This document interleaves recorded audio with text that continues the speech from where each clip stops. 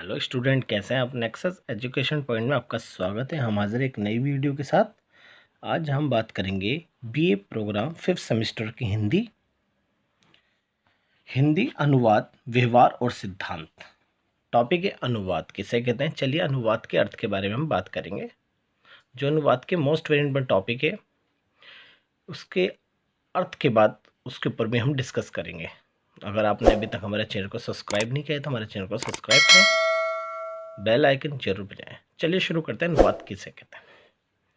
Student, अनुवाद शब्द अनु, उपसर्ग तथा वाद शब्द के संयोग से बना है। यानी जो अनुवाद है ये दो वर्डों से मिलकर बना है। एक है अनु, दूसरा है वाद। अर्थात अनुवाद, अनु का अर्थ होता है पीछे तथा वाद का शब्द का संबंध है वाद, जिसका अर्थ कहना या बोलना होता है।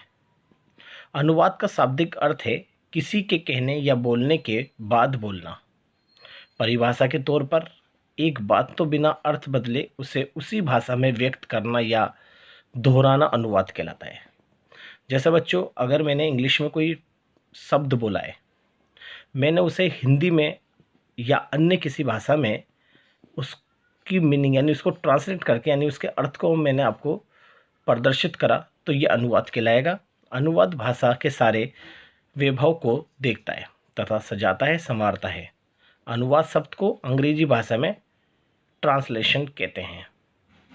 तो ये अनुवाद जो होता है स्टूडेंट, ये किसी भाषा का जो अर्थ यानी उसका जो दूसरी भाषा में जो उसको प्रकट करता है उसके अर्थ को, वही अनुवाद कहलाता है। जैसा ट्रांसलेशन होती है ना, जैसे कि हम इंग्लिश में बोलते हैं, हम हिंदी में उसे ट्रांसलेट करते हैं या अरबी भाषा में ट्रांसलेट करते हैं, तो वही अनुवाद होता है। अनुवाद का अर्थ, अनुवाद शब्द का अर्थ एक बार कही गई बात को दोहराना है या पुनर्कथन करना होता है। अनुवाद शब्द आज हम लोगों के लिए बहुत ही परिचित हो गया है। अनुवाद एक भाषिक प्रक्रिया है। भाषा एक प्रतीकात्मक व्यवस्था है जिसका उद्देश्य है संप्रेषण या विचारों का आदान प्रदान।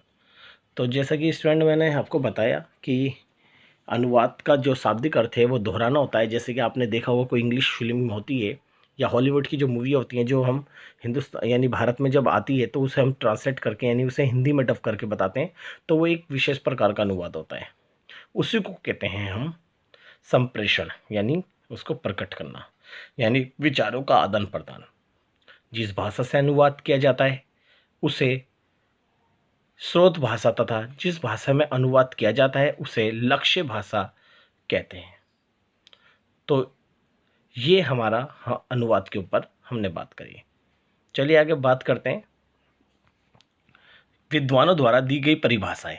जो अनुवाद की जो परिभाषा है 1965 के बाद जो अलग अलग जो विचारकों ने अपने विचारों के माध्यम से यानी परिभाषा प्रकट करा है अनुवाद के बारे में, उसके बात करते हैं। पहले हम बात करते हैं कैटफोर्ड के अनुसार, एक भाषा की पाठ्य सामग्री को दूसरी भाषा की समानार्थक पाठ्य सामग्री में प्रतिस्थापित करना ही अनुवाद है। दूसरे परिभाषा यानी हैलिट के अनुसार अनुवाद एक संबंध है जो दो या दो से अधिक पाठों के बीच होता है। ये पाठ समान स्थिति में समान प्रकार संपादित करते हैं। तो ये तो हमने जो बात करी दो राइटरों की परिभाषा के बारे में। हम बात करते हैं तीसरे राइटर की परिभाषा के बारे में। न्यूमार्क के अनुसार अनुवाद एक ऐसा शिल्प है जिसमें एक भाषा में व्यक्त संदेश के स्थान पर दूसरी भाषा के उसी संदेश की प्रस्तुत करने का प्रयास किया जाता है। तो बच्चों, ये हमने बात करी अनुवाद के बारे में। चलिए आगे देखते हैं अनुवाद की विशेषताएं। अनुवाद होता क्या है, अनुवाद की क्या विशेषताएं, उसके बारे में हम बात करेंगे। एक अनुवाद अपनी योग्यता और कुशलता के बल पर अनुवाद में आने वाली दिक्कतों को बहुत सरलतापूर्वक ख़त्म कर देता है।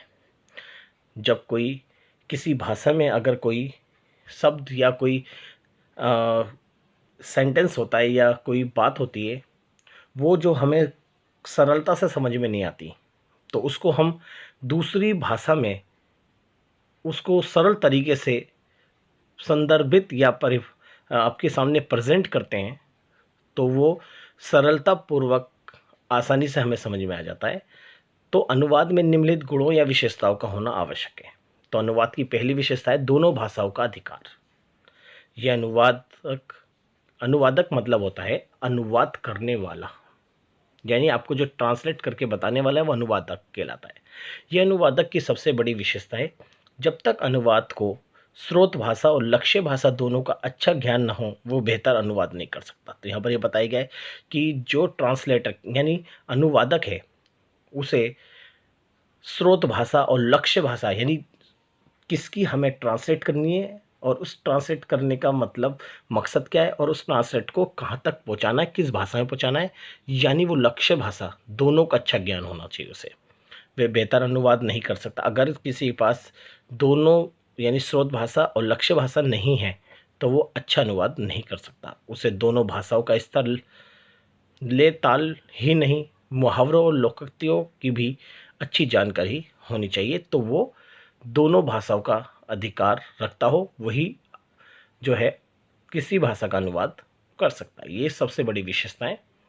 दूसरी विशेषता है विषय की पूर्ण जानकारी, यानी हम किसी जो अनुवादक है उसको अनुवाद के विषय की संपूर्ण जानकारी होनी चाहिए कि वो कौन सी भाषा या किसकी वो किस चीज़ का या किस भाषा का वो दूसरे भाषा में अनुवाद कर रहा है।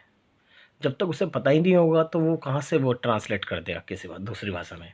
अनुवादक केवल दोनों भाषाओं पर अच्छे अधिकार के बाद भी अनुवाद नहीं कर सकता अगर उसे विषय की पूर्ण जानकारी ना हो। उसे ये तो पता होना चाहिए हमें किस किस मकसद से और किस चीज़ के और किस भाषा में हमें अनुवाद करना है, उसकी जानकारी ही नहीं होगी तो क्या बोलेगा। विषय की सर्वश्रेष्ठ पूर्ण जानकारी होना अति आवश्यक है। अनुवाद के लिए तभी एक लक्ष्य प्राप्त अनुवाद तैयार हो सकता है। तो हमें अनुवाद की जो दूसरी विशेषता है विषय की पूर्ण जानकारी, यानी हम जिस चीज़ का अनुवाद कर रहे हैं उसकी संपूर्ण जानकारी हमें यानी अनुवादक के पास होनी चाहिए। वही जब उसे उस विषय की संपूर्ण जानकारी प्राप्त होगी तो वो अच्छे से ट्रांसलेट कर पाएगा। नेक्स्ट है मूल भाषा से अनुवाद। कभी कभी अनुवादक अनुचित पुस्तक से ही अनुवाद कर सकता है, अपने कार्य को समाप्त कर देता है। ये प्रवृत्ति बहुत खराब है। अगर अनुवादिक कृति में ही गलती हो तो उसके द्वारा किए गए अनुवाद में वे गलती बरकरार रहेगी। तो यानी जिस चीज़ का वो अनुवाद कर रहा है उसकी मूल भाषा के बारे में पूरी जानकारी होनी चाहिए। कभी कभी पाठ्य में भी कुछ मिस्टेक होती है जिसका हम अनुवाद कर रहे हैं, तो उस अनुवादक को उसके बारे में पूरी जानकारी चाहिए कि भाई जिस चीज़ का हम अनुवाद कर रहे हैं वो पुस्तक में अगर गलत है तो उसे सही तरीके से हमें अनुवाद करके यानी दूसरी भाषा में प्रस्तुत करना चाहिए। यानी मूल भाषा से अनुवाद, ये तीसरी विशेषता है। अब बात करते हैं मूल भाव से परिचित, यानी ये अनुवाद की चौथी विशेषता है। अनुवादक को रचना के मूल भावों को अपने में बसा लेना चाहिए। ऐसे में जब अनुवादक कृति का अनुवाद करेगा तो उसकी अनुभूतियों विचारों से न्याय कर सकेगा और श्रोताओं तक उसका अनुवाद यानी ट्रांसलेशन आसानी से कर पाएगा। नेक्स्ट है सहजता और सरलता, यानी अनुवाद की पांचवी विशेषता है सहजता और सरलता। अनुवादक को जिस चीज़ का वो अनुवाद कर रहा है, ट्रांसलेट कर रहा है, श्रोता तक पहुँचाना चाहता है, उसकी सहजता और सरलता होनी चाहिए। जो हम लक्ष्य भाषा में अनुवाद करते हैं तो जो भाषा निकल कर आएगी उसे ही सहजता और सरलता कहते हैं। यानी जिस भाषा में हमने श्रोताओं तक हमने उस अनुवाद करके दूसरी भाषा में अगर हमने प्रस्तुत कर दिया तो वो सहजता और सरलता कहलाती है। नेक्स्ट है रचनात्मक शक्ति। अनुवादक में रचनात्मक अथवा सृजनात्मक शक्ति का होना आवश्यक है। जब तक अनुवादक में ये गुण नहीं आएगा वे अपनी रचना को मूल रचना के समान संपादक नहीं कर पाएगा, यानी वो प्रेजेंट नहीं कर पाएगा। अब हमने जो बात करी विशेषताओं के बारे में, अब बात करते हैं अनुवाद के प्रकार के बारे में।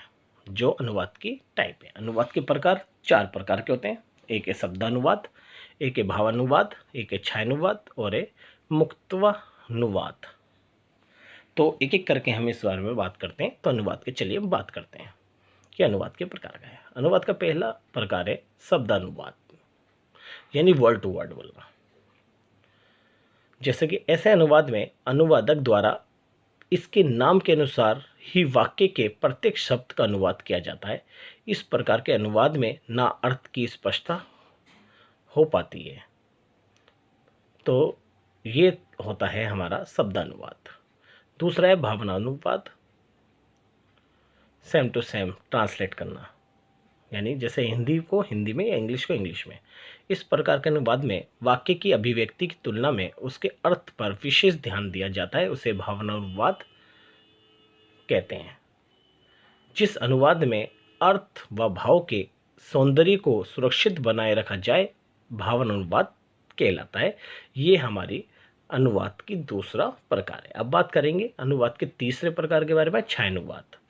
यानी छायानुवाद होता क्या है कि ऐसा अनुवाद जिसमें अर्थ या भाव का अनुवाद होकर आलोच्य सामग्री के संपूर्ण प्रभाव के जरिए अनुवाद किया जाए, छायानुवाद कहलाता है। मूल कृति पढ़ने के बाद अनुवादक ने जो समझा था, जो अनुभव किया, उसके मन पर जो प्रभाव पड़ा, उसके संदर्भ में वे मूल पाठ का लक्ष्य भाव में जो रूपांतरण करता है, उसे छायानुवाद कहते हैं। यानी इसका मतलब ये हो गया कि अगर किसी अनुवादक जो होता है, जो